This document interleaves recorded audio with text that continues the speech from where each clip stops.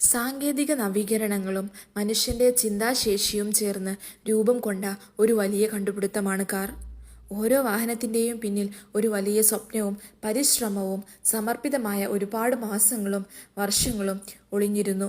ഒരു തകർന്ന റോഡിൽ പരക്കുന്ന കുതിരവണ്ടികളുടെ ശബ്ദം മാത്രം കേട്ടിരുന്ന ഒരു കാലം.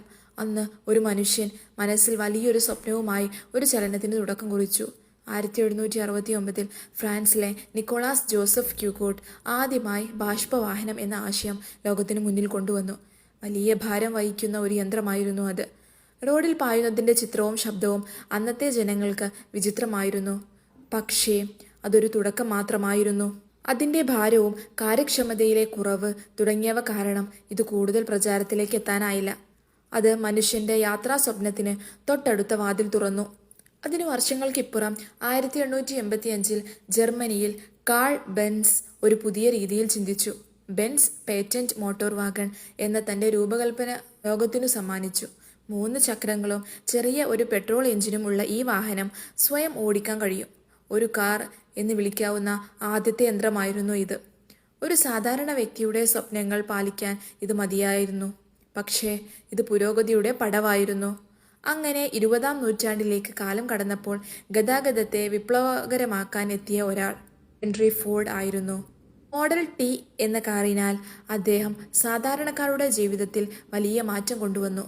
എല്ലാവർക്കും ഒരുപോലെ കിട്ടുന്ന ഒരു കാറാണ് ഞാൻ നിർമ്മിക്കാൻ പോകുന്നത് എന്ന് പറഞ്ഞ അദ്ദേഹം അസംബ്ലി ലൈൻ എന്ന സാങ്കേതിക വിദ്യ ഉപയോഗിച്ച് കാറിൻ്റെ വില കുറച്ച് അത് ജനങ്ങൾക്കിടയിൽ കൂടുതൽ പ്രചാരമാക്കുകയും ചെയ്തു.